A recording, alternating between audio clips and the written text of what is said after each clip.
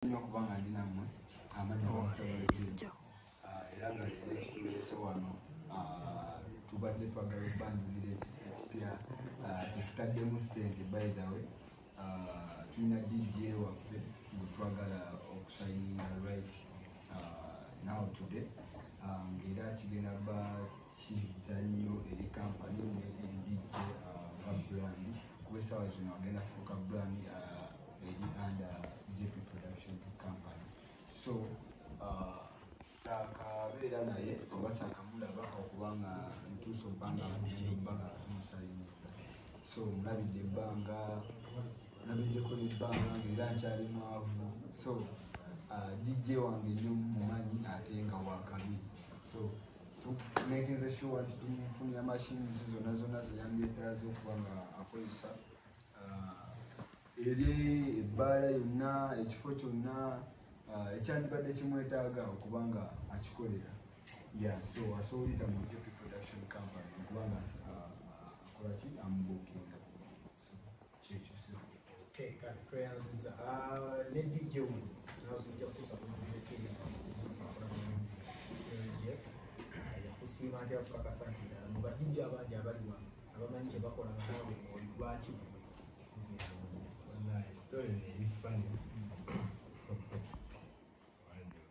tandike n'amannya ge. Tandika n'amannya.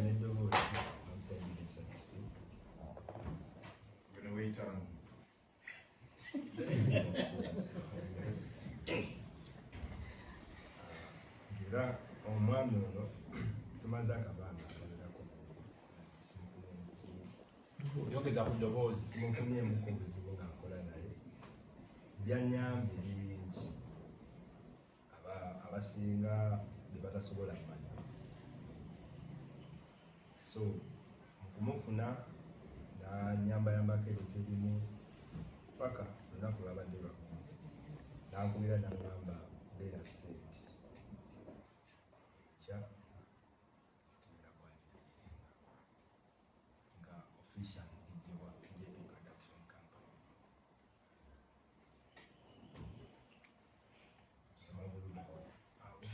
obadde okolera obwadde natandika 2016 ngagwako, but being serious in business I think in lockdown particularly about African Mondays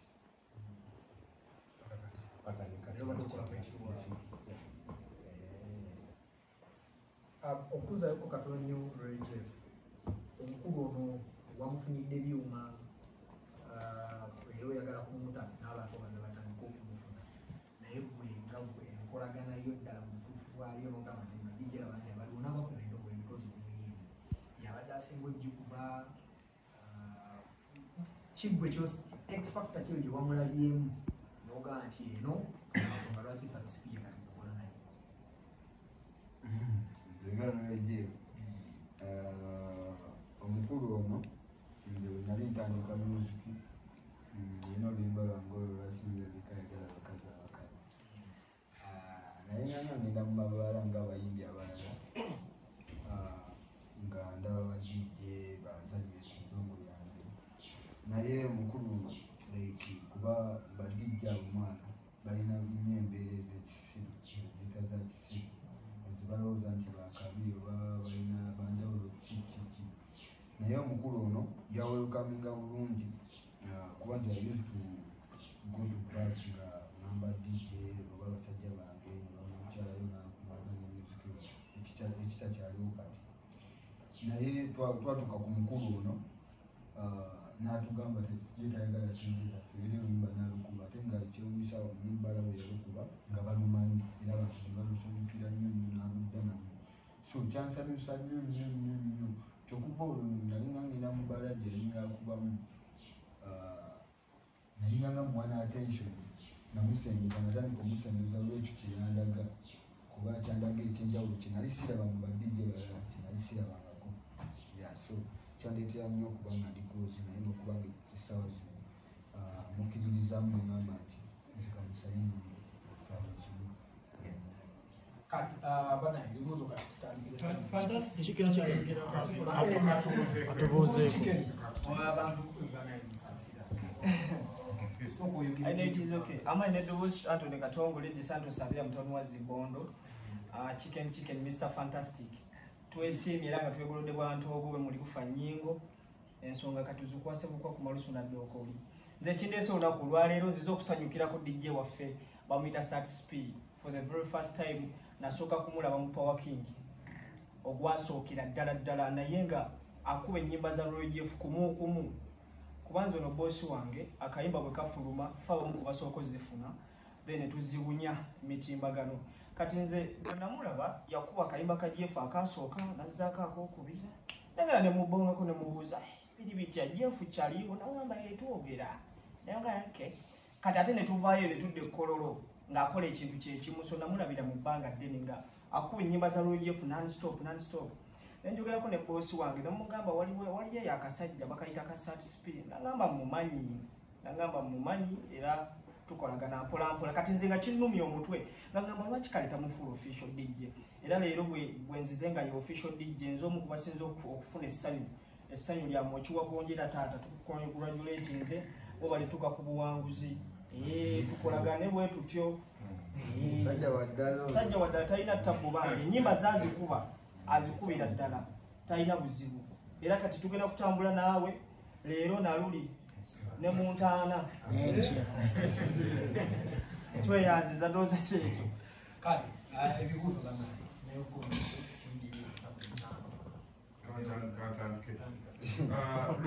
nga sijakola na bitusi era n'omukulu akimanyiko enoka ne tiimu eyo bakimanyi kale gwe nkujeke Roy Jeff abantu bangi bakukolera ssebo nakubuza ebibuuzo byomu kubakukolera natomuwanga wadde lwataano yomu kubakukolera nze akukuza nze nga tonanfula ambasada ssebo natonandikyayo ssebo kola kubi kola bulungi ekibuuzo kyekyo kirungi era nga nkifuna kimanyi after this ngenda nakifuna mu bantu bangi oba abayimbi bangi ababadde bambuuzaako n'abalala bagenda okumbuuza nti nsayininga abayimbi oba nsayininga ki okusayininga tekigenda very malega kusayininga ngera wawulire nti omukulu akamula nti nze sigenda kukulabira mwaka mu myaka ebiri mbere nga ne pinikodi yange njikugamba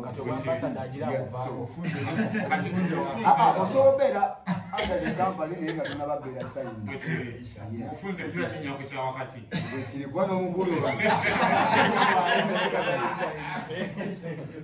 ekibuuzo kyange kijagenda eri new signing so Mr. DJ Satisp tuwulire ku nsonga ezakujja wa bitusi omukulu ono azimanye kyakubiri abayimbi batera obutayunguyiza ba DJ embeera nga tebanna basayininga naye ate namwe bamala basayininga mukyuka mufuuka langi kansooka entememuko nze ng'omuyimbi sinza sayininga ino company number fully registered so tali under studio kuba ne studio eri under company so yawula company n'omuyimbi ne studio kuba eno company si muyimbi bino bye bagamba nti badijja balina ba official DJs byonna ebyabosi DJ olina omusayininga oba nemukola contract eraga nti kituufu official DJ oba nga ali under company kuba omuyimbi ng'omuyimbi abayimbi abasinga nabo bali under management.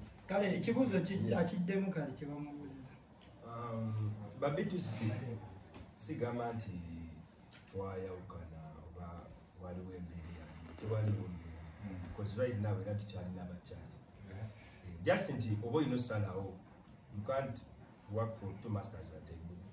So, I don't choose Jeff. So,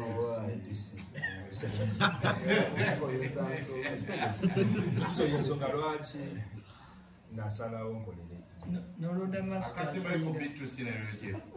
Radio ne TV ziba ne time. Olenze okuba ne time nga wasigala eddakiika 2. Olina ennyimba 2 ku mmeeza olina omaze bitusi olina Roy Jeff akayimba akapya kolina okuzanya. Lwalowooza nnyo ssebo automatically mani nakola lwa tuyinziza kakati sebo production house basanga mu nteekateeka eno ndowooza simbi yamba okutumbula ebitone by'abantu. Amanya n'eddoboozi. Amanya n'advocates sebo kanso gy'obulamu tutegereze oba Mwine Mugasha Edison n'akola ne Kasumba Kugonza and Company Advocates. Kisangibwa Kisangibwa ku Lumu Street City Center Complex. So ensonga eri wano nga bw'omugira bandowooza bweri naye ng'ekikulu kya byonna yambako okutumbula bitone mu ngeri entuufu kubanga tekigasa kusayininga muntu naye nga tewaliwo agreement oba tewaliwo nteekateeka yakukwatagananga mu ngeri legally binding. So kikozesa agreement nga zino kibeera nti buli omu amanya what do you benefit, because ebywamu okubenefitinga n'okuluzinga. You lose your time when you're on job and you also gain what you agreed upon. Gebasayinize yani. Gebasayinize ye SATSP amanya g'amatuufu I think yesemba kya Ian.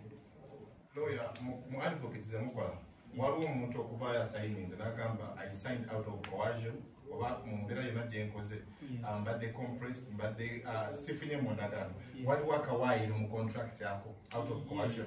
Agreement kitegeeza entegeeregana. You bring your terms, you agree with your boss. Okay. So once there is a meeting of minds, then you can put it on paper. So chiri one. Under what terms can they terminate? They can terminate under consent if they agree. They agree, or if there is breach of contract, they can still terminate the contract. But what they have agreed upon is it's for a duration of 2 years. Nearly signed. Agenda kuba I think akola according to management emirimu gyenamwa. Then also the money they have agreed upon. That is in the agreement, but I cannot disclose.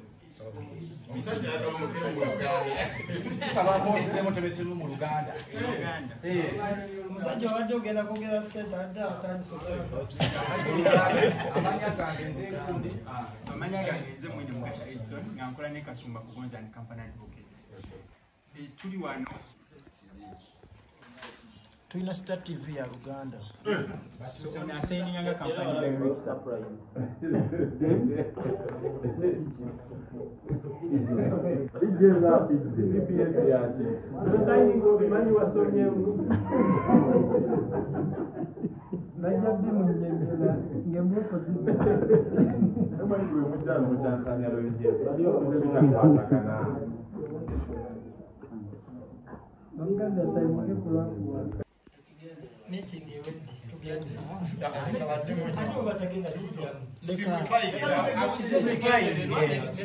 Ombuzizza kampani eno yakajja emabega era tukoze tutya okulaba nga tusobola nga we are developing ate nombuuza sente nzijjawa ebibuuzo ebyo bibiri tebikwatagana naye kyenyinza okuddamu kyekibuuzo ekyokuba nti kampani yaffe entegeke kyova olaba nti tusobodde okuba nga tetunabaweza na myezi 4 oba 5 naye we are now signing abantu abamu. So kampani yo nga yo ntegeke kyova olaba nti osanzewo ne lawyer nti bino byonna byonna biri mu mateeka, everything is planned. Yeah, that's why we are going forward. Kusatu. Kumi. Abakwata ku amagalo. Musanvu, mukaaga, enya, 3, 2, 1 tusale keke.